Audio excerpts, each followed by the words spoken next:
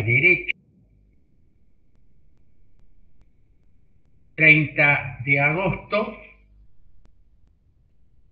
estamos grabando la clase para luego colocarla en la página de Facebook.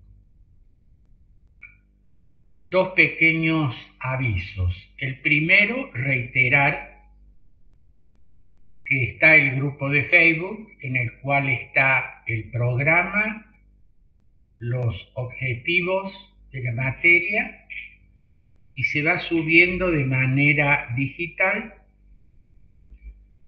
el material de estudio, material que debe ser analizado clase a clase y que será el material que utilizaremos para los parciales y para la evaluación final, el coloquio final. Lo segundo, recordatorio también de lo que dijimos la clase anterior, vamos señalando de clase a clase una actividad a realizar. Un taller de lectura fue la tarea indicada el pasado miércoles, taller de lectura sobre un trabajo de la relación entre literatura y derecho que alguno de ustedes ya ha enviado, lo han hecho y lo han enviado. Les recordamos a quienes no lo han hecho que por favor lo hagan y lo envíen lo más pronto posible al correo de la cátedra, que es literatura política y derecho@gmail.com. En cada uno de los textos que vamos incorporando, procuraremos siempre señalarles cuál es el objetivo que se pretende alcanzar a través de la lectura y comentario de este título, de estos títulos. El primero, como ustedes ya han visto, los que lo han hecho, plantea las relaciones entre el derecho y la literatura, lo que puede aportar esta al derecho, cosa que ocurrirá con los dos textos que están ya subidos en la página de Facebook para ser trabajados con el mismo modelo de taller de lectura para la clase del miércoles. Hay dos textos semejantes al primero y un tercer texto de las relaciones entre la política y la literatura de Mario Vargas Llosa.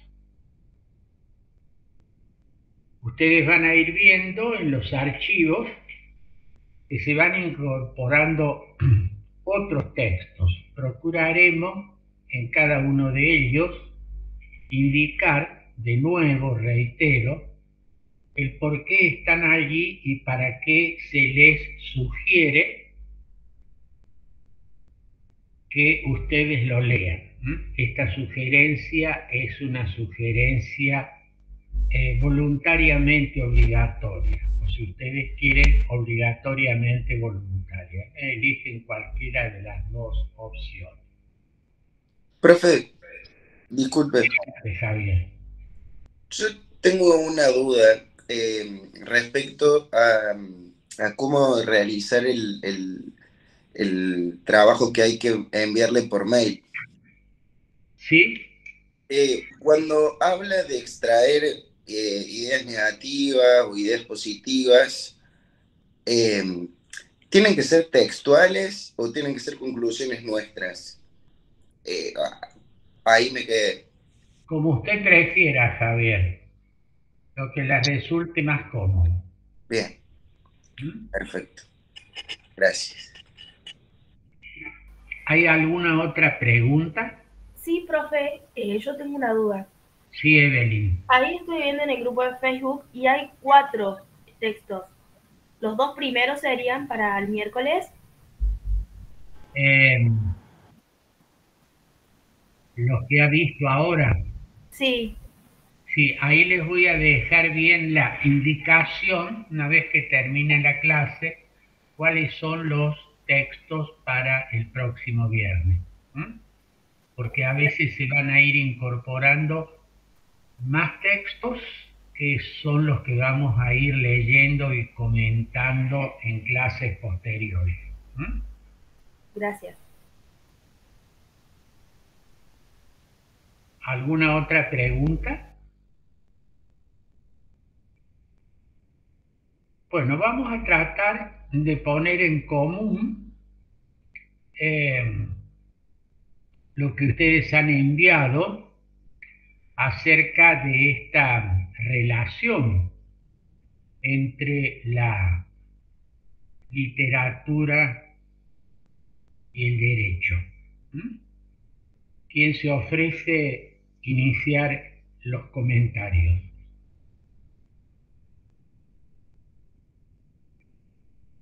Profe, si quiere yo puedo iniciar. Muy bien, Esteban. Por ejemplo, yo extraje ideas positivas de la página 23 del texto, del archivo, y decía Shakespeare en Enrique IV. La muerte de los abogados como primer punto programático de la nueva política obedece que ésta es totalitaria y que aquellos constituyen un problema para llevarla a cabo, porque son los defensores de un orden social libre. El revolucionario Cade, o Cade, pretende suprimir el derecho en general para poder concentrar el poder de la organización social o desorganización social en manos de la autoridad revolucionaria. Bien. Yo, profe, Sí, Javier. em, lo, lo que vi que plantea en el primer capítulo es que la relación que hay entre literatura y derecho, la literatura a través de ejemplos, por así decirlo, de historias, puede traer discusiones o mostrar situaciones donde eh, se aplica el derecho o situaciones polémicas, por así decirlo. Eh, y bueno, y después pone, eh, lo, cita autores y pone un par de ejemplos. ¿Cuáles son Claro. estos ejemplos, Javier? ¿Puedes recordar alguno? Sí, en el último capítulo, lo tengo acá subrayado, eh, plantea, por ejemplo, el de la Odisea de Homero, en el cual el rey, que en este momento no recuerdo el nombre, eh, se va de su pueblo, se va a la guerra y tarda 20 años en volver. Eh, Justamente el rey se llamaba Odiseo y se va 20 años. Tarda 10 años en la guerra y después 10 años porque le van sucediendo cosas en el camino, entonces atrasan mucho su vuelta. Como, y ahí empieza a plantear cómo se empieza a vincular con el derecho. La obra, el autor de este escrito empieza a contar cómo se vincula con el derecho. Entonces dice que como se había ausentado tanto tiempo, hay gente que presupone su muerte. Entonces, por ejemplo, él tenía a su esposa y un hijo. Entonces, su esposa, al ya presuponerse el fallecimiento de su esposo, podía volver a casarse. Entonces empieza a tener 5, 6 o 10 pretendientes que constantemente eh, quieren conquistarla, pero ella íntimamente eh, sabía que su esposo estaba vivo.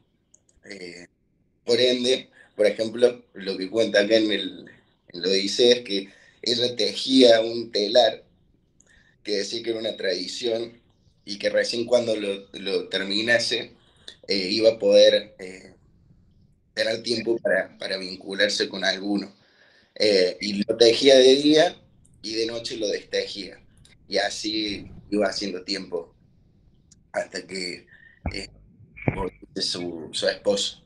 Y bueno, por ejemplo, también otra cosa que plantean es cómo van a disponer de sus bienes, porque iban al palacio y usaban sus cosas, se armaban festines, etcétera, etcétera.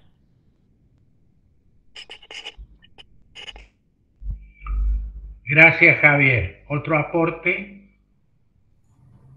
Yo, profe. Bueno, otra de las obras es la de Don Quijote y cuenta cuando, bueno, burlonamente se lo declara a Sancho Panza como gobernador y bueno, le llega un caso donde una mujer dice ser violada por un hombre de dinero, entonces él tiene que resolver el caso y bueno, ¿cómo lo resuelve? Primero le dice que, bueno, que sí, que este hombre le pague cierta cantidad de dinero a la mujer por haber sido fallada, como que lo condena, y entonces el hombre se queda como sorprendido y le dice que le dé toda la bolsa de dinero y ella se va muy contenta. Pero también le dice por atrás que la siga y que se la trate de quitar.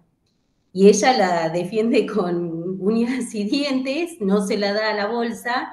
Entonces Sancho Panza lo declara inocente al hombre y le devuelve el dinero porque dice que si ella hubiera defendido su virginidad de esa manera, no hubieras podido ser violada. O sea, entonces, conclusión, no fue violada. Pero a lo que vamos con todos estos casos es que el derecho no es una norma escrita. El derecho se tiene que aplicar también según la cultura, el sentido común, y por eso esa relación con la literatura, las obras, y bueno, y todo lo que nos rodea, ¿no? Como que tenemos que dejar de ser personas que solo nos basamos en lo que está escrito, sino que tenemos que ir cambiando también como vamos cambiando nuestra cultura. Antes no usábamos los celulares, antes no teníamos otras posibilidades, antes buscábamos la jurisprudencia en la doctrina, en los libros, y hoy tenemos la suerte de buscar SAIF, que nos da todo lo que es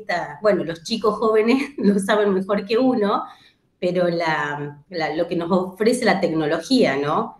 Como que yo, de todas las obras que entendí, es eso, que sí, la literatura nos ayuda a abrir la mente, vendría a ser. Permiso. Gracias, Paola.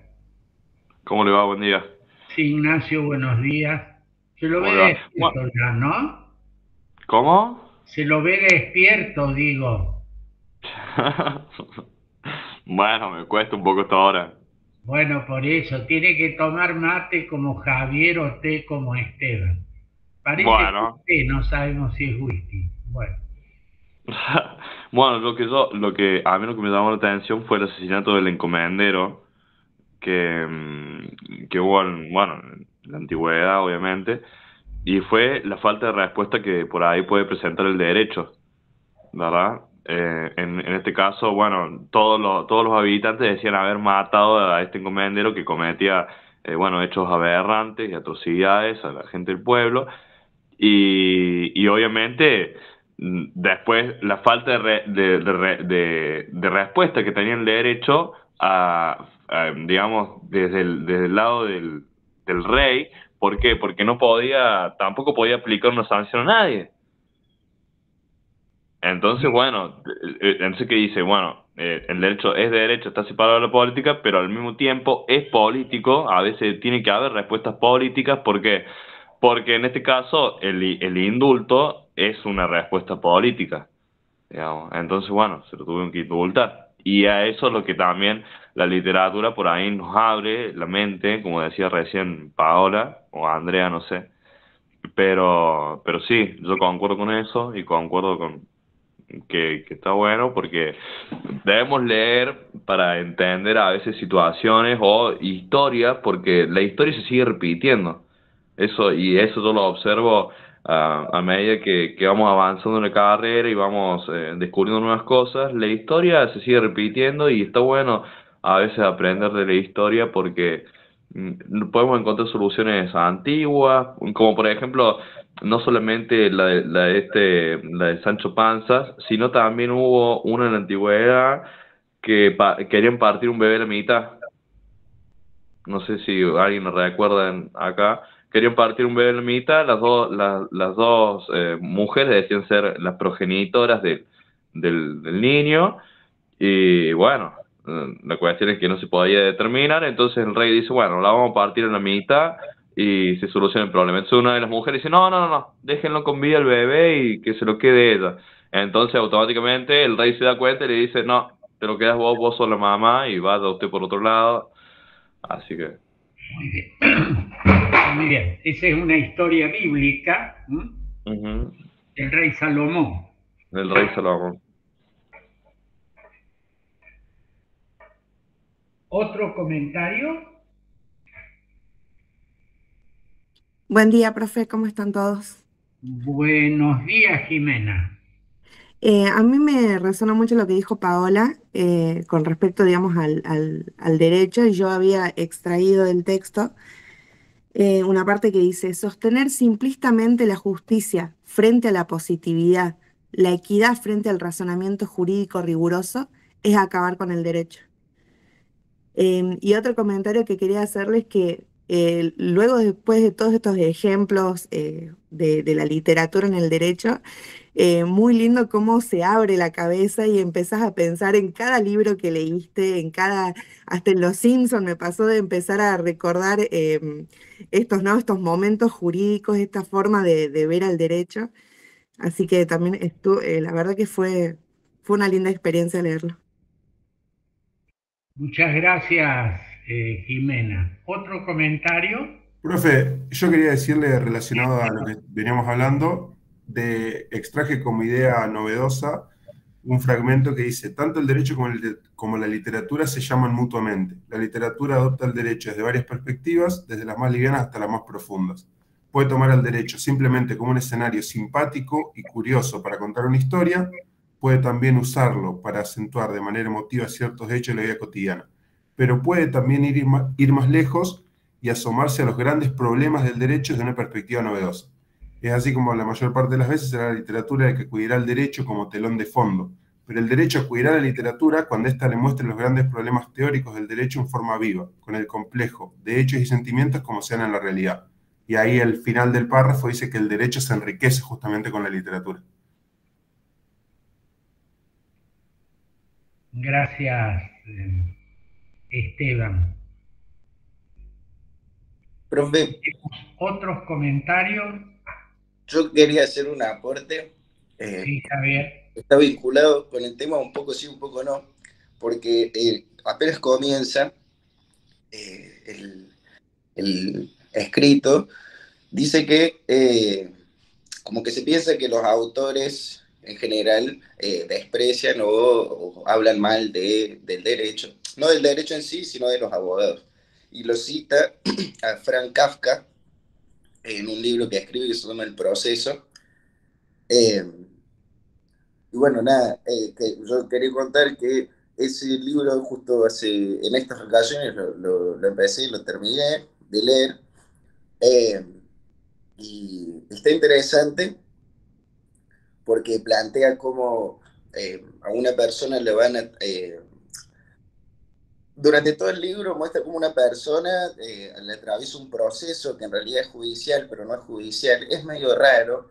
eh, y bueno, termina horrible el libro. eh, la verdad. Pero bueno, quería aportar eso, además contar que, que es interesante y que está bueno recomendar esa lectura eh, porque plantea todo un proceso judicial, pero en la literatura, digamos. Está bueno. Gracias, Javier.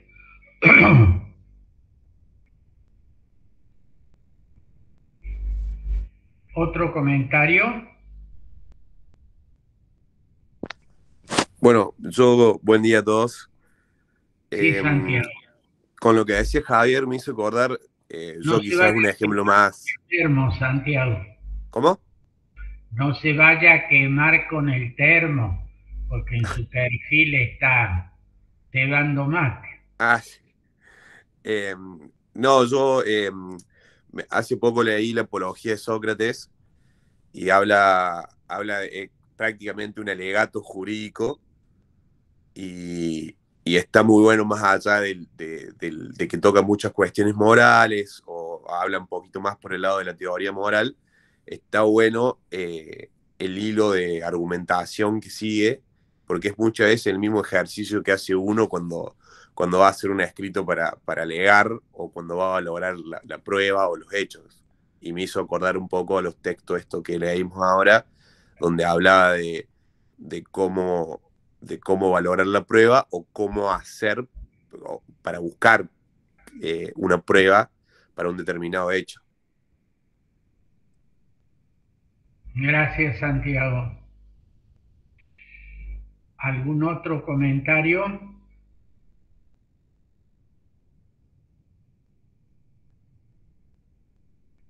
Profe, buenos días. Sí, buenos días. Sebastián. Sebastián, sí. Yo quería hacer un comentario. Yo estuve un poco en desacuerdo con la última interpretación sobre el mercader de Venecia. Creo que no se trata de una interpretación hipertécnica porque si así lo fuera, jamás podrían haber colocado como objeto de un contrato una libra de carne. Yo lo vi de esa forma. Entiendo que es para agregar al dramatismo de la obra, pero que en el final se interprete de esa forma.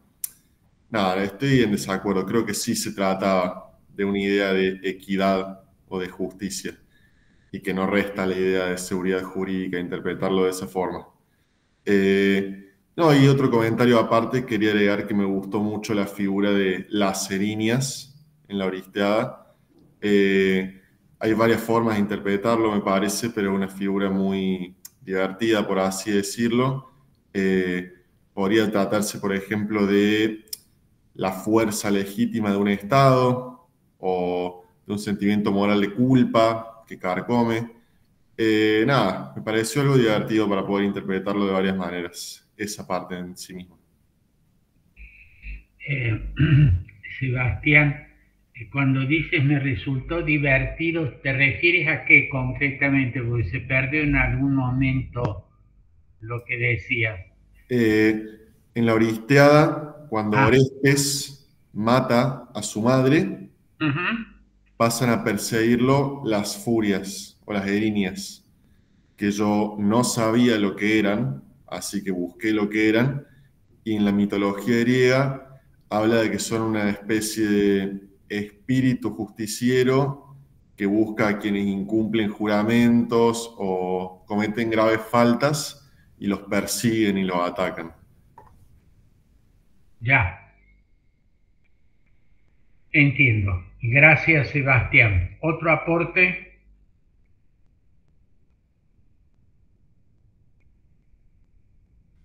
Buenos días, profesor. ¿Se escucha bien? Sí, Juan Ignacio, se lo bien, escucha, gracias. pero no se lo ve. Sí, pido disculpas, estoy haciendo algunas otras cosas. ¿Eh? Yo quería decir simplemente que coincido con Jimena en cuanto a que uno al abordar estos textos recuerda siempre otros textos que ha leído previamente, tanto literarios como jurídicos, y comienza a relacionarlos, y eso siempre es enriquecedor. También coincido con Esteban en que encontré novedoso ese último texto, esa conclusión del texto de Trasegni en cuanto a que el derecho acude a la literatura cuando le muestra los grandes problemas teóricos que el derecho presenta, hechos carne. Y eso lo vi particularmente en El Mercader de Venecia y me pareció especialmente interesante porque es el único texto que no muestra un caso penal, sino que es una cuestión civil, una cuestión de interpretación contractual que tanto estudiamos también en la facultad, que tantos problemas presenta en la realidad cotidiana. Y me parece interesante la solución que le da Shakespeare porque a la interpretación exegética, literal, estricta que pretende Shylock, se le opone una solución judicial todavía más exegética y más estricta en los términos de la ley y del contrato, que es la que brinda Porcia, en cuanto a que puede cortar la carne, pero de ninguna manera derramar sangre, ni mucho menos provocarle la muerte, porque ahí el incumplidor en términos contractuales y además delincuente en términos penales también, sería Shylock, ¿no? Se invertirían los términos de la relación. Eso me parece muy interesante. Y bueno, y como dato curioso que se puede compartir, yo conocí esa historia, la había leído, la había estudiado, eh, y sabía que el término Shylock, que comienza siendo un nombre propio de una historia literaria de Shakespeare, se convierte después con el paso del tiempo en sinónimo de usurero en inglés, justamente derivado de esta historia. Muy bien, muchas gracias. Gracias, Juan Ignacio. ¿Otro comentario?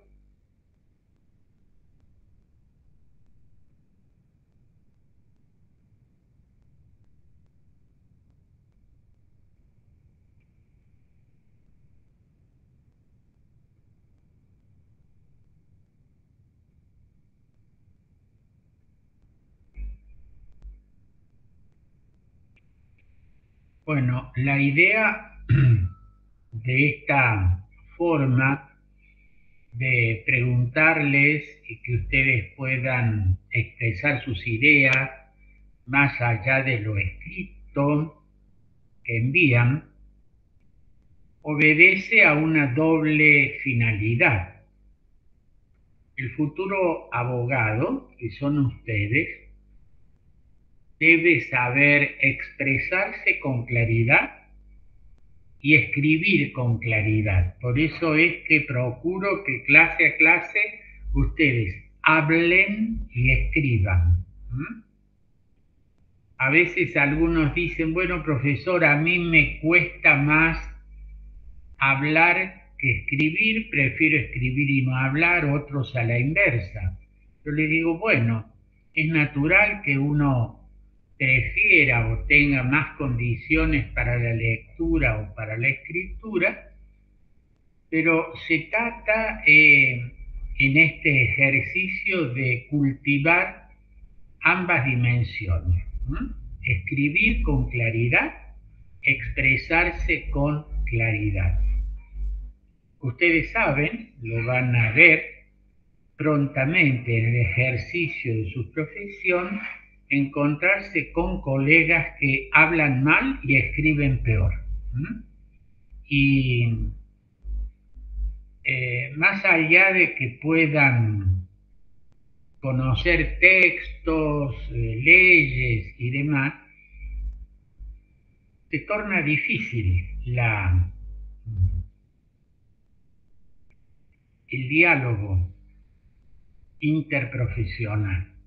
También hoy hay una tendencia a que las resoluciones judiciales sean escritas con claridad para que el justiciable pueda entender lo que los jueces resuelven. Ustedes posiblemente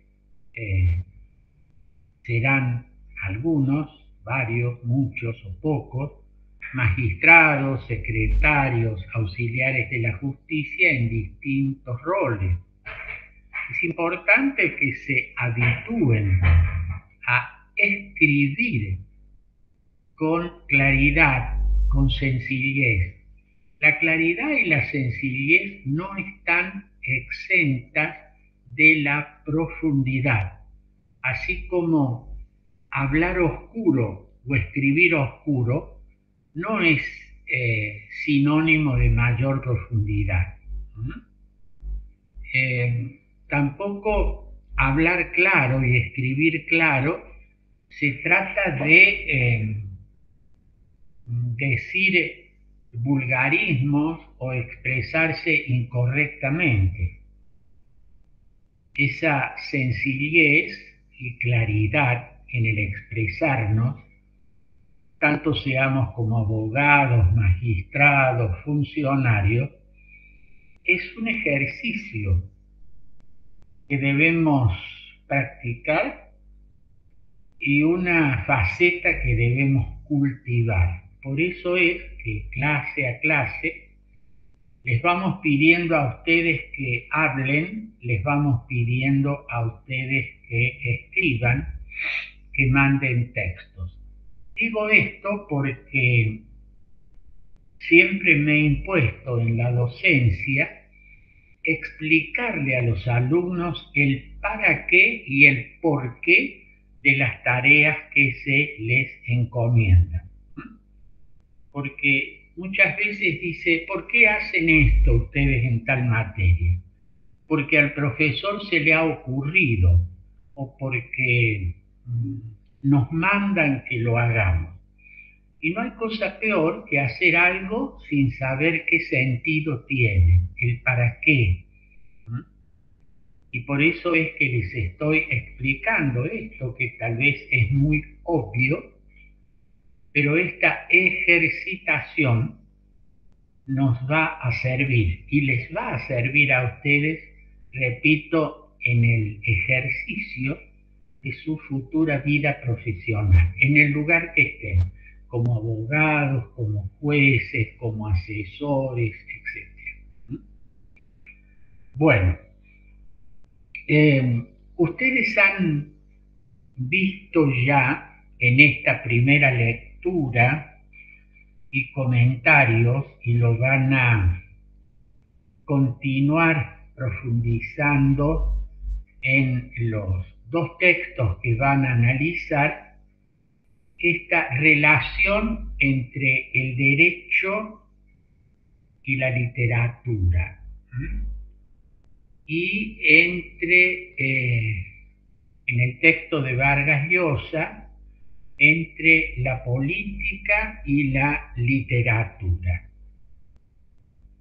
Todo esto nos va a permitir iniciar un proceso que prácticamente va a durar toda la materia, de ir leyendo y comentando una serie de obras, ensayos, novelas, obras de teatro, que van a estar relacionadas siempre con una problemática jurídica, con una problemática social, en definitiva con una problemática humana. La primera novela que voy a sugerir ya está subida en el grupo de Facebook. Es una novela de un autor venezolano, ya tiene varios años, muchos años, de Arturo Uslar Petri, que se llama Oficio de Difuntos. A poco que ustedes se pongan en contacto con esta novela, que les va a resultar interesante, yo la marco para que comiencen a leerla, un poco larga, van a encontrar ustedes una íntima relación con un tema que tiene que ver con el derecho, la política, los gobiernos, que es el de la duración de los mandatos. Ustedes saben, lo han estudiado, por ejemplo, en derecho constitucional,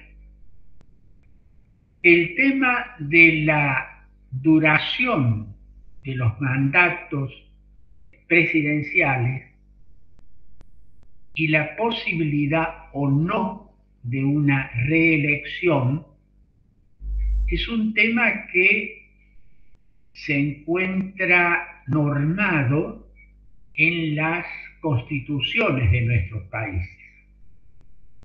Así, los Estados Unidos establece un periodo de 4 años y la posibilidad de una reelección. Otros países establecen un periodo más largo, México 6, e imposibilitan la reelección siempre, Otros países como el nuestro ponen periodos de 4, con la posibilidad de una reelección. Otros países establecieron, la antigua Constitución venezolana, periodos de 5 años y la imposibilidad de una reelección inmediata.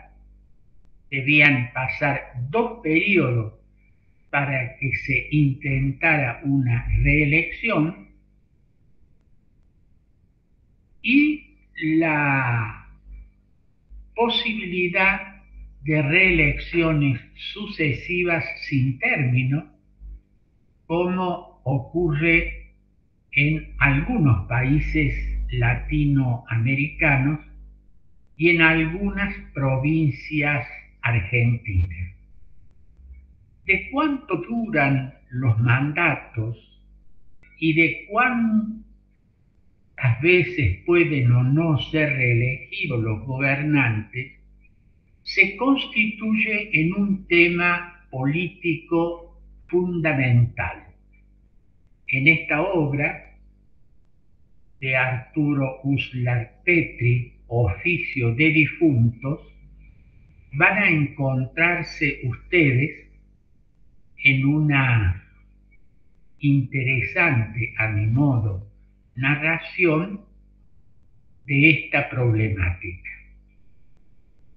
Digo esto porque en cada una de las novelas o ensayos que vamos a ir colocando para su lectura, yo les voy a anticipar el por qué se me ha ocurrido señalar este texto en función de el o los problemas jurídicos y políticos que plantean. Esto no quiere decir que no haya otras dimensiones que ustedes van a poder encontrar en los textos sugeridos. Esto por un lado. De los comentarios que ustedes han hecho, me parece que ya hemos podido advertir con bastante claridad el porqué y el para qué de esta materia. Apelando ustedes a lo que acaban de leer y a otras materias y lecturas que habían hecho antes, han ido mencionando una serie de problemas legales y políticos, una serie de formas de administrar justicia, como el caso de Sancho Panza y la mujer que alegaba haber sido ofendida en su honor por un hombre adinerado, de cómo debía o no cumplirse ese contrato en el mercader de Venecia, la obra de Shakespeare, o la problemática de quién había matado al comendador, ¿no? Fuenteovejuna. ¿Quién mató a Fuenteovejuna? Todos, a una. La problemática del indulto, etc. Ustedes ven cómo estos textos o la Odisea, que fue señalado al comienzo de sus comentarios, no constituyen para el futuro abogado una suerte de adorno, una suerte de plus que lo va a ayudar a hablar de manera pintoresca o ilustrada, sino que son fuentes que permiten la reflexión, la profundización de problemas humanos muy serios. El ejercicio del poder, el perdón, el castigo de los delitos, la duración de los mandatos, la acción de los gobernantes, etc. Repito esto a veces de manera reiterada y a veces puede resultar cansadora, como para que el alumno no pierda el eje de el sentido y la discusión de esta materia. Reitero, esto no quiere ser un adorno para darles alguna patina de ilustración literaria a los alumnos de Derecho, sino hacer uso de la literatura, hacer uso en el buen sentido para comprender el derecho en sus múltiples dimensiones humanas.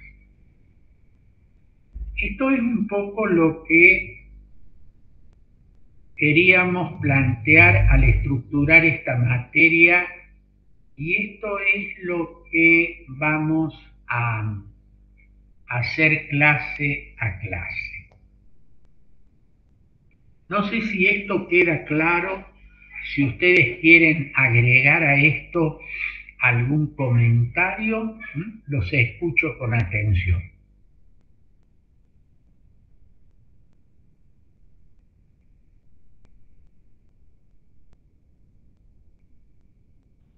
Me parece interesante la materia. La verdad que no le tenía tanta fe. Así como, yo digo, bueno, de verdad, profe, había como otros títulos más novedosos, como derechos humanos y otras temáticas. Y yo cuando leí literatura, política y derecho, dije, no sé, no la veía de esta forma y nada, me parece bastante interesante y temas que, como lo definió recién usted, la verdad que me dan ganas de seguir viniendo. Es decir, Ignacio, que no está demasiado arrepentido. No estoy de más. ¿Cómo demasiado? Jimena se Bueno. ríe y dice demasiado no, pero está medianamente arrepentido. No, la verdad que me gustó.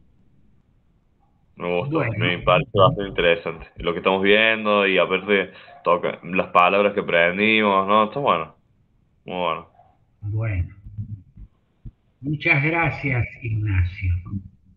¿Algún otro comentario que deseen hacer?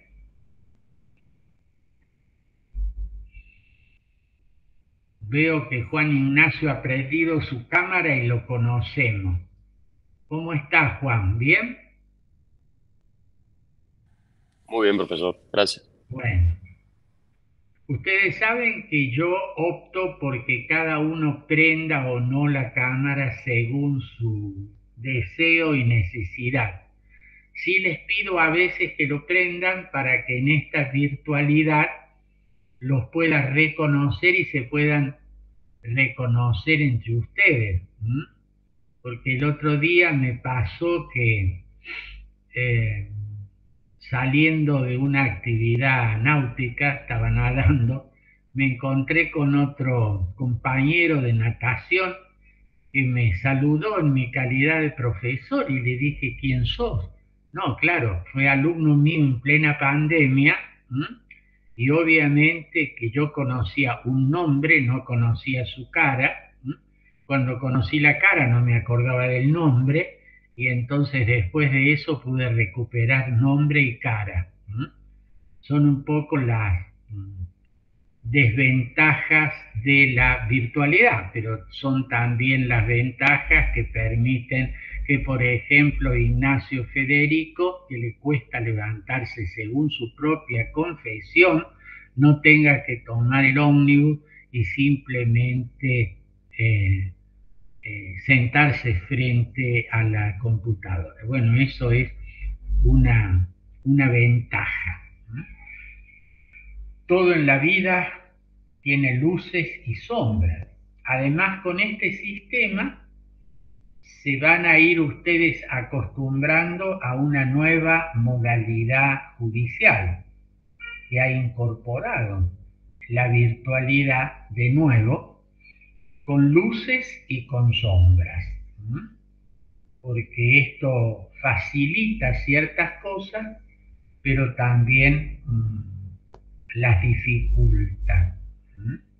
Yo tengo observaciones críticas fundamentalmente, por ejemplo, en el ámbito penal, también en el ámbito de la mediación y en el ámbito de las problemáticas familiares. No es lo mismo verse cara a cara que a través de esta pantallita.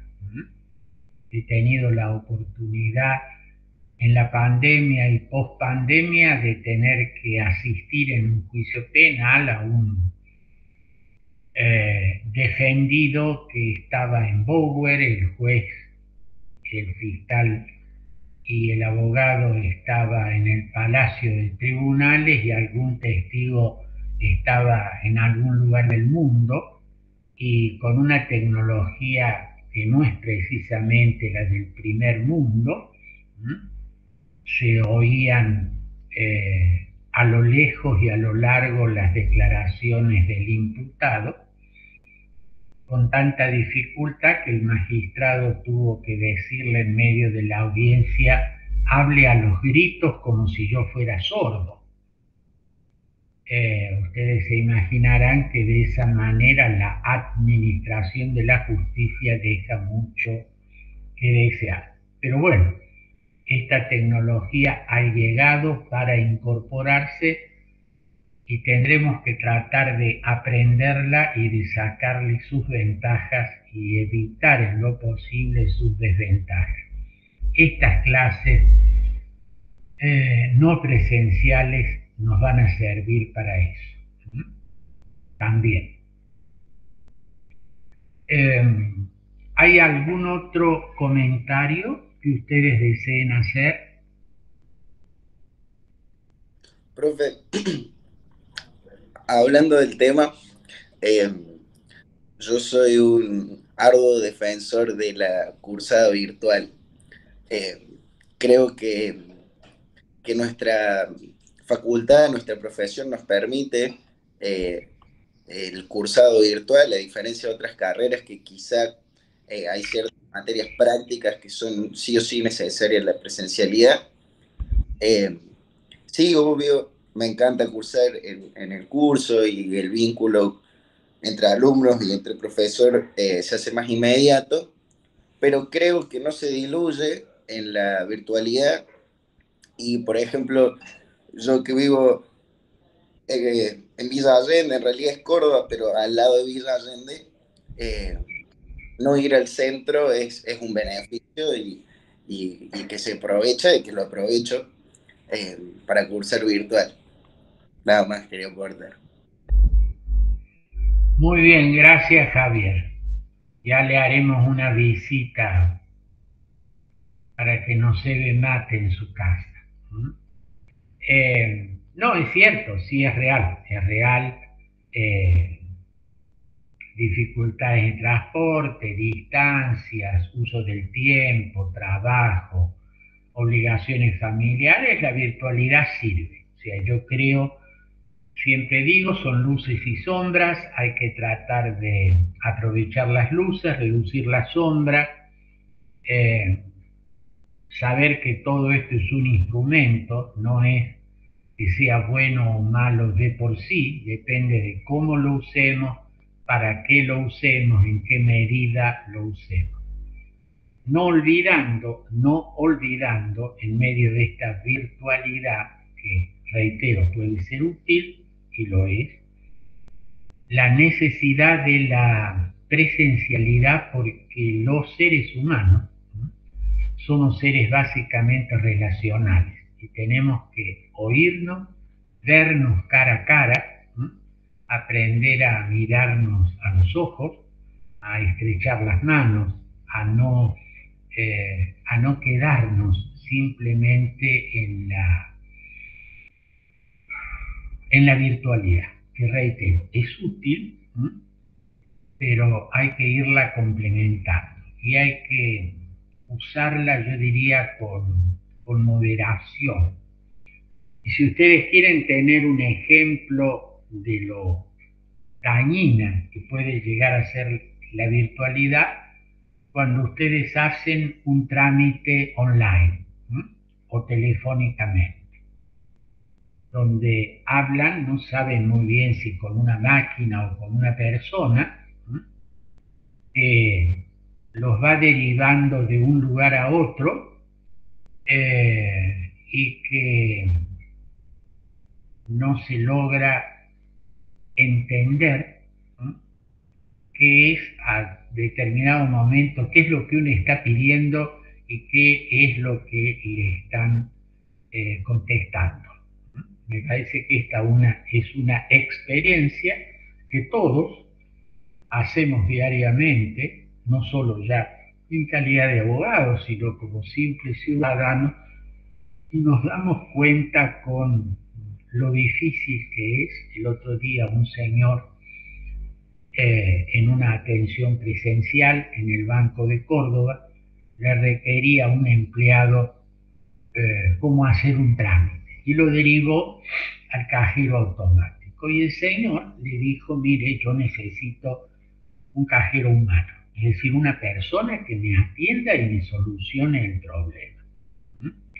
Sí, ya sé, podrá decir, es una persona que no estaba habituada a ese manejo, pero es también un requerimiento humano muy legítimo, de ser atendido por una persona y no por una máquina.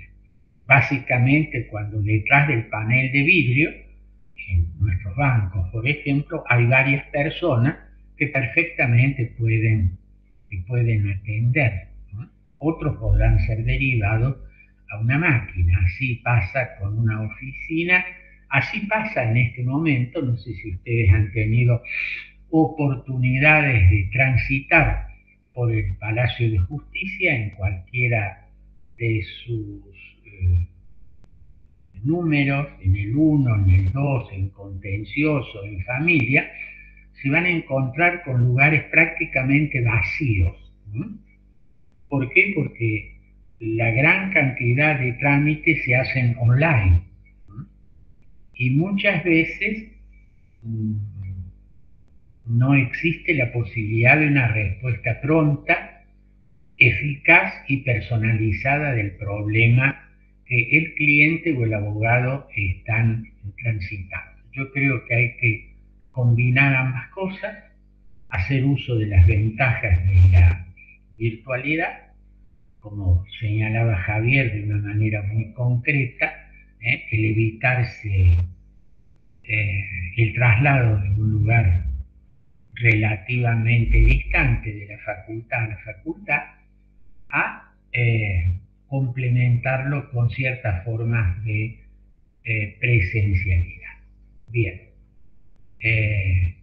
gracias.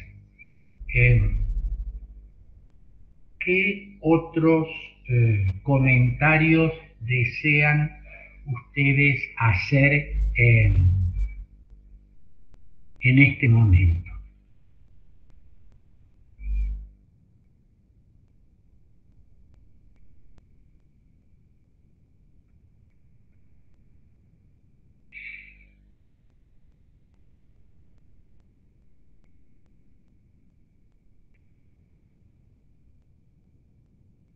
¿Con respecto a qué? Sí, Ignacio. ¿De lo que leímos, profe? De lo que han leído o de las dudas que se le hayan planteado.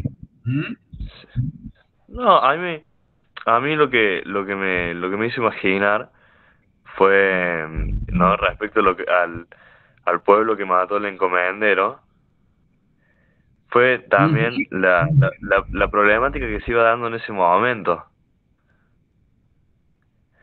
Porque estaba en un momento de transición ya, porque la encomienda, ese sistema, esa institución creada en ese momento de la historia, ya, ya quería una modificada, como la virtualidad, por ejemplo, como las aulas, como puede estar pasando también en este momento.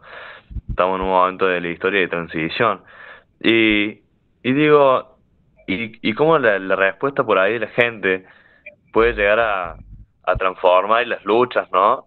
A transformar los cuerpos, porque justamente el derecho es eso, el derecho es transformador de cuerpos. Y digo, me pareció bastante interesante ese punto y bueno, nada, y quiero seguir aprendiendo sobre política y literatura, obviamente. Ujú. Bueno, allí, ¿alguna otra observación que quieran hacer?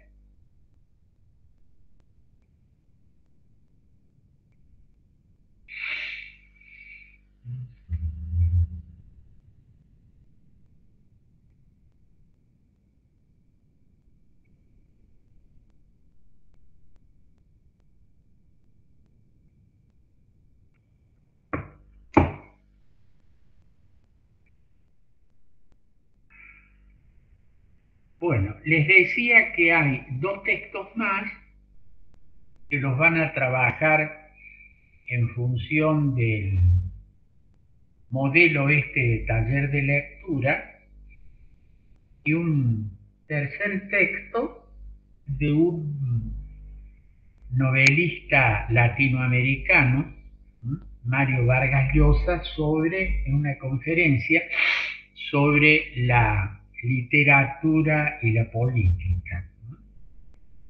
Ahí vamos a cambiar un poco el eje, es otra visión que resulta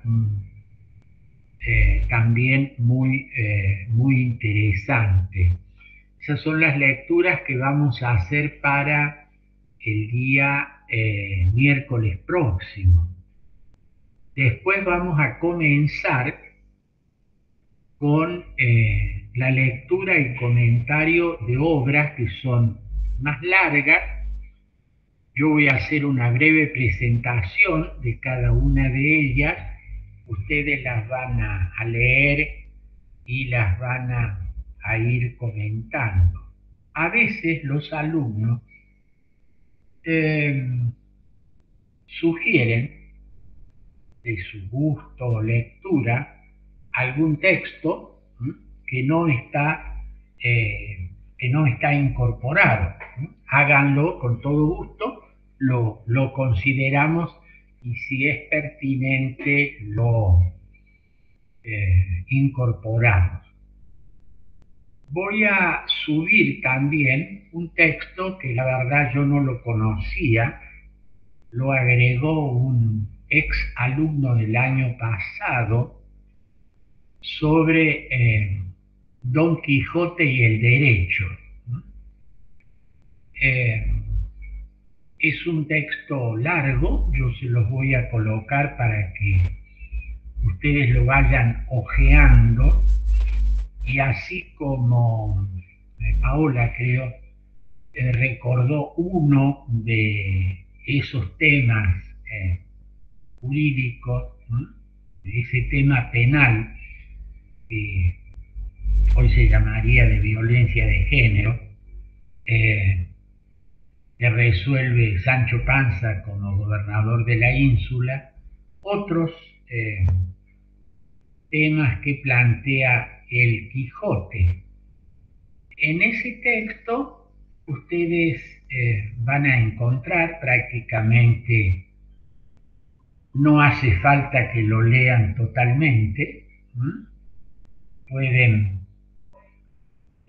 según el índice, ir eligiendo, van a poder encontrarse como de un texto literario clásico y célebre, como Don Quijote, cuántas cosas el derecho puede aprender de esa obra literaria. No se asusten que el libro es grande, no hace falta que lo lean todo, no hace falta que lo estudien de memoria. Acá no apelamos a la memoria, sino a la reflexión, pero sí tiene la ventaja de mostrar cómo esta obra literaria culmen, como es Don Quijote de la Mancha, le puede aportar a un hombre de leyes, a un futuro abogado, magistrado, que serán ustedes, muchas cosas. Es un poco el sentido de esta obra que vamos a incorporar ahí. Hay otros textos que voy señalando de manera, no en el orden que van a aparecer o en el orden que se les va a sugerir leer, pero que nos acercan a una serie de problemas políticos y jurídicos muy significativos. El hombre del siglo, que en realidad se refiere a Benito Mussolini, es una excelente aproximación a un sistema, a un régimen, a un momento de la historia donde el poder exacerbado se ejerció en el país Italia y se proyectó hacia el mundo. O situaciones como las que se vivió en la Rusia soviética y de la mano de algunos autores, algunos muy conocidos, otros no tanto, van a tener ustedes la oportunidad de adentrarse en esa experiencia tan cruel e inhumana que fue la del llamado socialismo real, es decir, el marxismo-leninismo aplicado en la Unión Soviética por un Estado totalitario.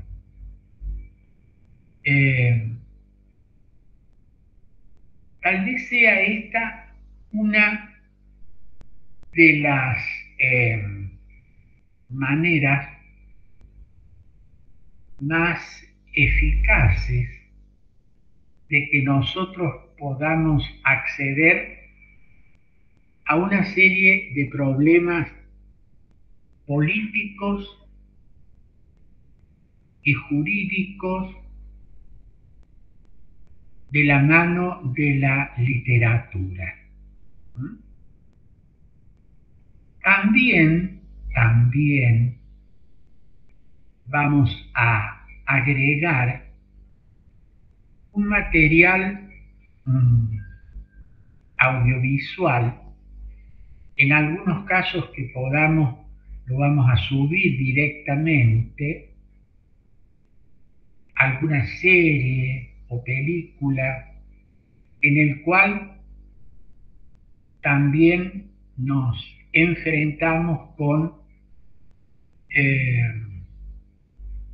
regímenes jurídico-políticos en los cuales quedó seriamente vulnerada la libertad humana. Experiencias que están relativamente cercas en el tiempo y a veces se van olvidando.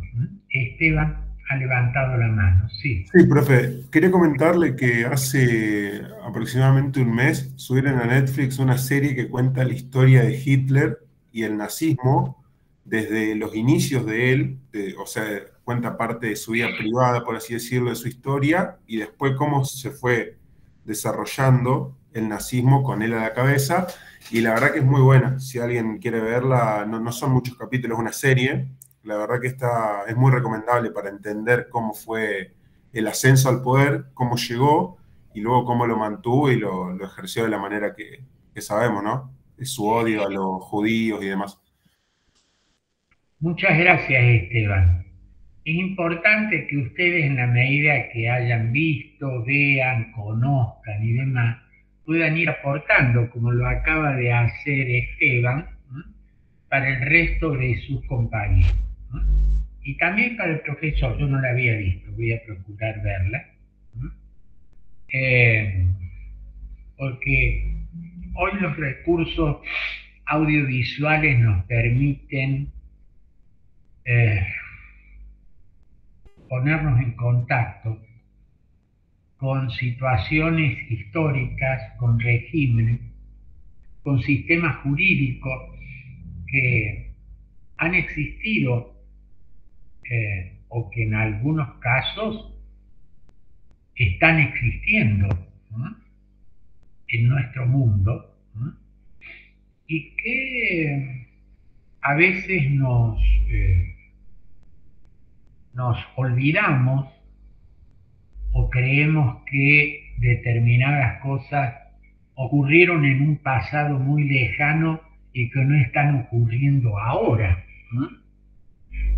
Hoy, como ustedes saben, por ejemplo, se ha convertido en un tema mundial y en buena hora la reivindicación de los derechos de la mujer en igualdad de condiciones, la superación de leyes, de costumbres, de instituciones lesivas de la dignidad de las mujeres. Al mismo tiempo que hay países en los cuales está pasando exactamente lo contrario, ¿no?, y que son regímenes que a veces, por razones ideológicos políticas, son en nuestras latitudes señalados como ejemplo o tenidos como aliados, ¿no?, en política internacional. El caso de Irán, por ejemplo, ¿no?, donde la legislación hace que la mujer esté en notable inferioridad de condiciones y que, como ustedes saben, el solo hecho de no vestirse de determinada manera o el utilizar de determinadas prendas pueda constituir una grave violación a la ley que se paga con la cárcel o incluso con la muerte, como ha ocurrido con varias mujeres iraníes que simplemente no llevaban el velo reglamentario. Entonces, estas cosas están ocurriendo en el mundo de hoy, o donde, por ejemplo, en un país tan extenso y tan paradigmático en el mundo de hoy, como China, la existencia de un partido único y un férreo control sobre la población hacen que, más allá de las libertades, entre comillas, económicas, coexisten con la inexistencia de las libertades políticas.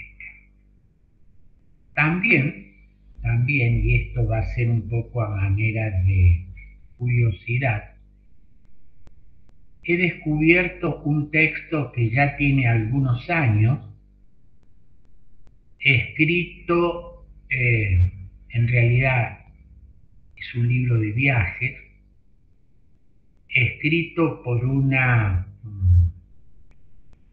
licenciada en ciencia política de la Universidad Católica de Córdoba, la licenciada Laza, que hizo un viaje a Corea del Norte y registra en ese texto, que voy a poner a disposición de ustedes, las dificultades de acceder a ese país, está muy bien relatado, y las impresiones de ese país que es hoy tal vez el contramodelo de libertad y de democracia. Un régimen de partido único, de culto a la personalidad, y que es como si viajáramos en la máquina del tiempo a un pasado muy lejano, o como si estuviéramos viendo una serie como la que nos recomendó Esteban, de un régimen político que ya no existe. Corea del Norte es hoy una dictadura opresiva que está existiendo desde hace muchos años. Este texto, que se los voy a poner a disposición, lo ven ustedes si les gusta o no, lo he encontrado bastante casualmente, es como una serie de viaje a este universo tan irreal que es eh, la Corea del Norte actual. Tal vez uno de los regímenes más opresivos que puedan existir. Claro, ustedes dirán, bueno, y el profesor nos va anunciando texto y nos va cargando con cosas y creerá que nosotros no tenemos otra cosa que hacer, nada más que venir a clase, tomar mate, los que pueden. Y Paola podrá decir, el profesor se olvida que las que tenemos hijos no tenemos nada que hacer y que solo tenemos que estar leyendo las cosas que a él se le ocurre. Bueno, yo les anuncio de nuevo que hay más material del que vamos a usar para las clases, pero que les va a quedar a ustedes para el futuro. Incluso esta incorporación que no tenía previsto, que lleva el título del país del vinilón, que es Corea del Norte, de la licenciada Laza, a mí me ha sorprendido porque de las manos de este texto he podido viajar a, a este universo casi irreal, que es Corea del Norte, donde el culto de la personalidad, entre otras cosas, es tan estricto que el solo hecho de no reverenciar cuando se pasa frente a la estatua del líder fundador, Kim Il-sung, puede conllevar una pena severa, de multa, de prisión o algo más. El hecho de no reverenciar la estatua del fundador. Nosotros estamos acostumbrados en nuestras latitudes a que nuestras calles, en nuestras plazas se inunden de estatuas de supuestos fundadores, ¿no? Pero en este caso esto es mucho más grave porque el culto de la personalidad adquiere ribetes realmente novelescos. Y bueno, y por eso es eh, que lo he incorporado. Vamos a hacer ahora una breve pausa de 5 minutos para que ustedes puedan tomar café tranquilamente, ¿no? Y continuamos.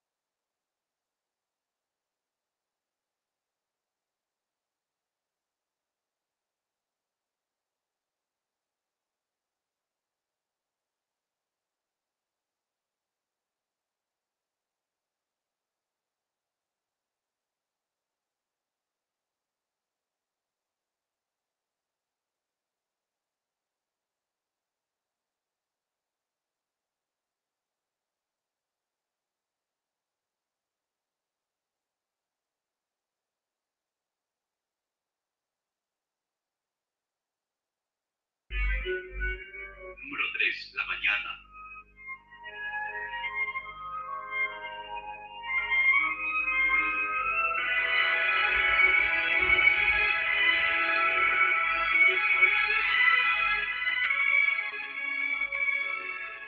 Número 2. El Danubio Azul.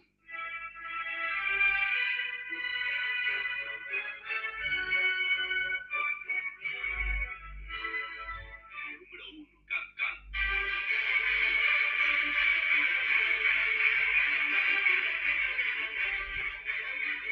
Las 5 piezas más famosas de la música clásica. Número 5. Rondo a la turca.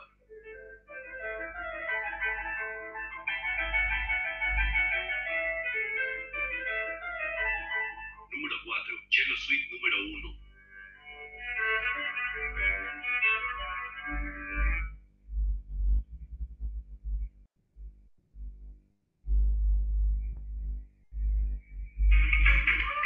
Reserva tu red nacional que te dé toda la acción o relajación que buscas.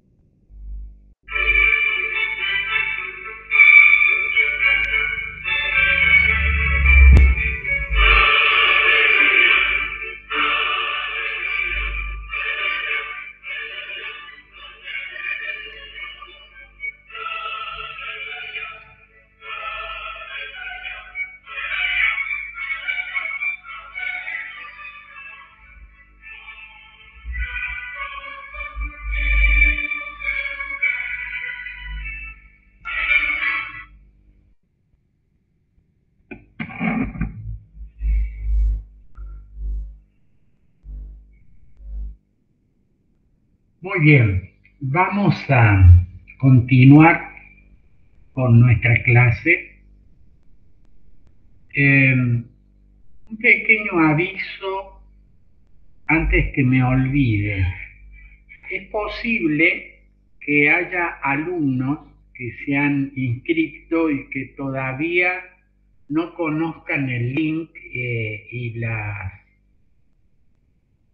los soportes que hemos colocado, ¿no? El grupo de WhatsApp, el grupo de Facebook y el correo.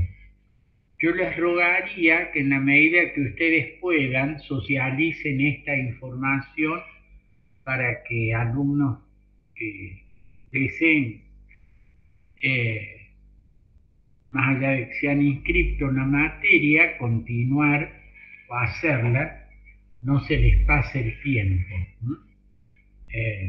Yo no sé los mecanismos de información que tiene la facultad, de nuevo en este mundo de la virtualidad, que ha recaído sobre nuestras espaldas absolutamente todo. Y tengo la impresión que hay alumnos que quieren cursar y no saben, o no han podido encontrar el link, o no saben la existencia del grupo de WhatsApp y del grupo de Facebook. Así que les ruego que en la medida de que ustedes puedan, lo hagan. Uno de los textos que hemos incorporado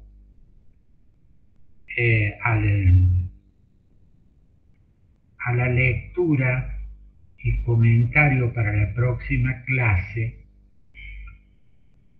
tiene el sugestivo título de ¿qué puede aprender el derecho de la literatura? Y que hace referencia a una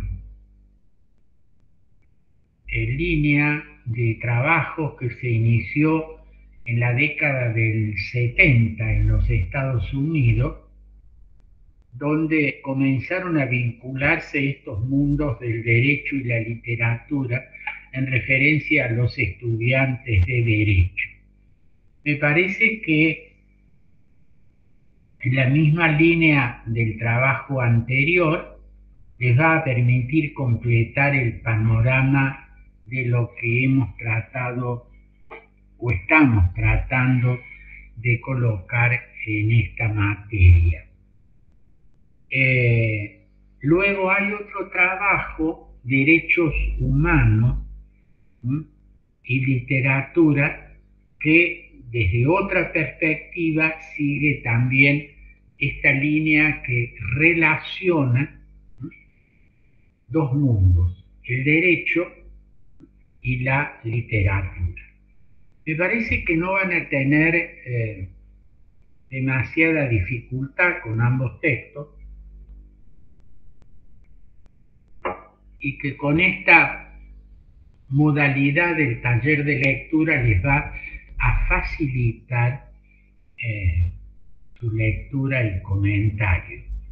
Y de paso, de nuevo hago otra pregunta, que yo he dado por supuesto la respuesta, pero eso se refería a alumnos de años anteriores. Ustedes que ya han hecho este primer ejercicio del taller de lectura, ¿qué impresión tienen como estrategia de este taller de lectura? ¿Sirve, no sirve, complica, ayuda, facilita?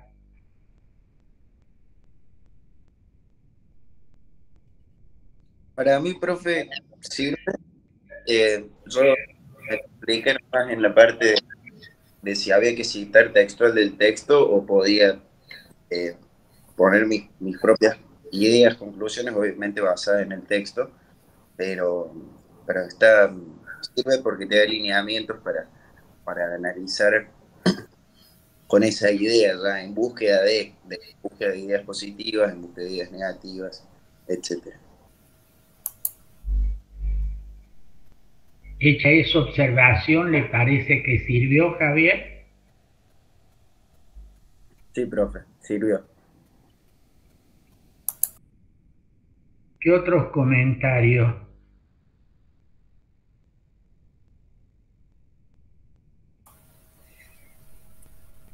A esta modalidad del taller de lectura. ¿Mm?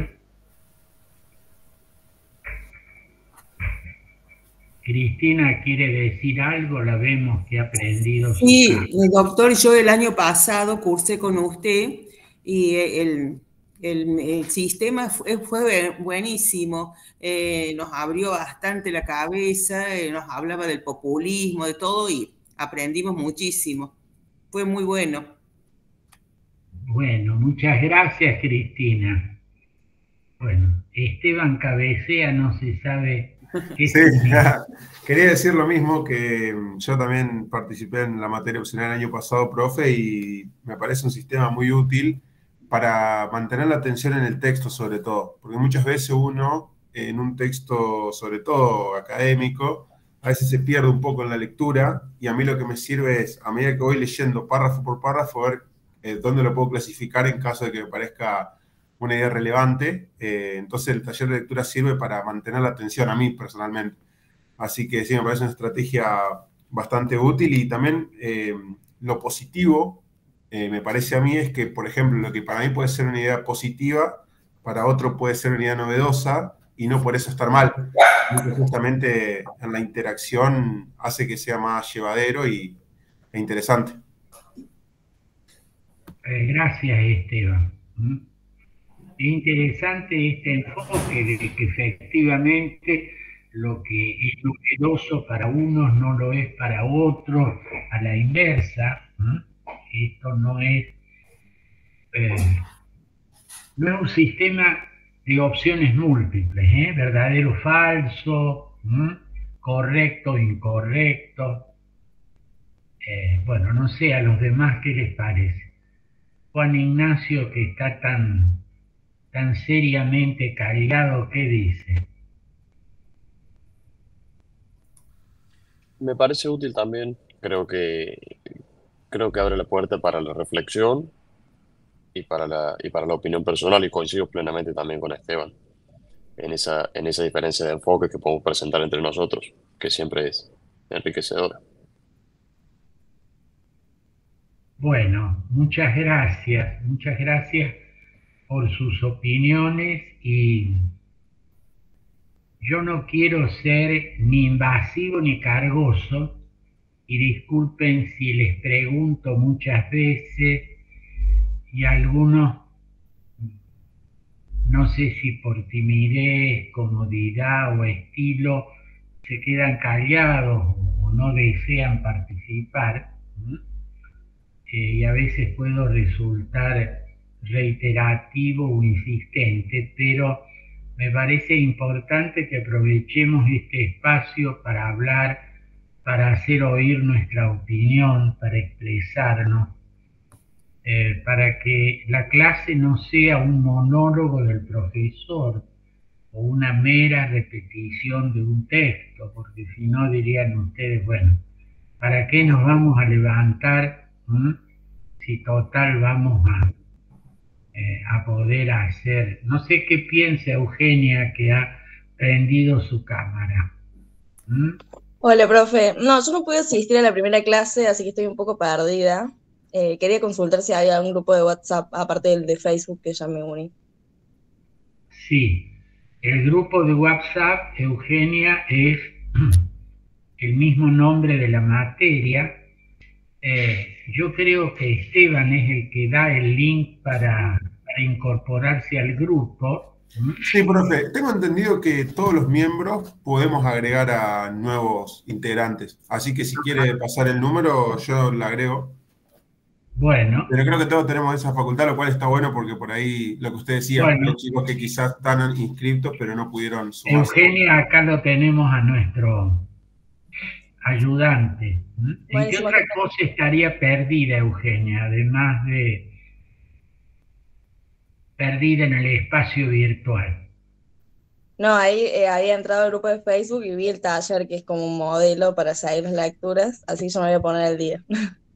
Bueno, la idea es, para usted se incorpora, le reitero, le pregunta a sus demás compañeros, en el grupo de Facebook colocamos el programa y colocamos el material digitalizado de él o los textos que vamos a ir utilizando.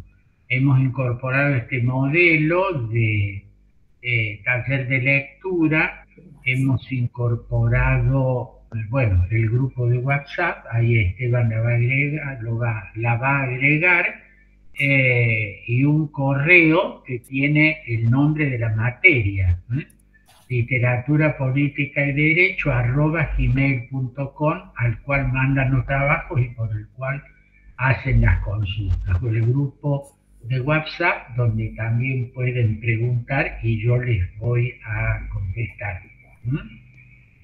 No sé si le queda claro, le hace falta alguna otra aclaración. El taller, digamos, lo tengo que mandar por mail. Así es. Andrea, Lorena y alguien más, Esteban te está mandando para que lo agregues. Sí, profe, ahí estoy anotando los números y los agrego. Por imperio de las circunstancias, Esteban ha quedado convertido en asistente tecnológico de primera. Delegado. Sí, claro. El delegado. En este mundo de la tecnología en el cual algo sé, pero es más lo que no sé que lo que sé, yo también, dice Cristina Noriega, y lo tiene, siempre les pregunto muy respetuosamente a mis alumnos cuál es el animal tecnológico más evolucionado, en este caso parece ser Esteban, y entonces descargo en él la responsabilidad, que me instruya a mí o que me ayude. Esta es la forma de manejarnos en este mundo de tecnologías crecientes y que no siempre uno las puede manejar. Gracias, Esteban, por el aporte. ¿Hay algún otro? Sí, Juan Ignacio ha levantado la mano. Sí, gracias, profesor. Yo solamente quería pedir disculpas de antemano porque los miércoles a las 10:30 de la mañana tengo clases en la facultad y lo mismo que Javier, vivo en una zona que todavía es Córdoba, pero que es casi Villa Allende. El colectivo pasa a eso de las 9:10 de la mañana, así que alrededor de las 9 yo ya estaría apagando la cámara y el micrófono para ir hacia la facultad, pero seguiré en la clase escuchando. Muy bien, Juan Ignacio. Gracias por la aclaración. Por eso es que dejamos grabada la clase, para que nadie pierda nada y que queden allí todas las instrucciones y aportes de cada uno de ustedes.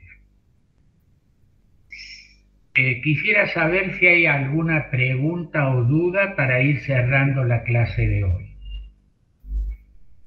Profe. ¿Sí? Yo tengo una consulta. Los textos que tenemos que hacer para el miércoles, tenemos literatura y derechos humanos, después literatura y política, dos visiones. Literatura, que puede aprender el derecho de la literatura. Lo voy a poner también por escrito para que quede claro para todos. Pero gracias por la pregunta, Paola. Siempre tratamos de colocar, y ustedes me preguntan si yo no lo he colocado en cualquiera de los dos grupos para que nadie se quede con la duda. Pero gracias, Paola, por su pregunta, que nos sirve para dejar bien aclarada la tarea de la clase próxima. Les cuento, para ir cerrando, esto les voy a decir dentro de unos días, que profesora de Buenos Aires, vendría, y eso va a ser sí presencial. Vamos a poner si es posible, que sea un poquito más tarde que nuestra clase, para incluso incorporar los alumnos de la otra materia, es sobre un trabajo colectivo que han hecho de la situación de Cuba hoy. Yo les voy a avisar con tiempo para que ustedes acomoden sus horarios, el aula y demás. Bueno, si no hay para más, me voy a despedir hasta el miércoles próximo. Les voy a desear un buen fin de semana. Y... Profe, disculpe que lo interrumpa, ya agregué al grupo a los que pusieron el número. Ah, muy bien, Esteban. Así que, no sé, Esteban, si hay alguna manera de avisar a los que no están que el grupo existe. Lo que puedo hacer, profe, el año pasado, yo tampoco me había llegado el link, porque a veces el mail no sé por qué no llega, y había consultado a un chico de una agrupación de UEU específicamente, y él me había dicho que había un grupo de Facebook.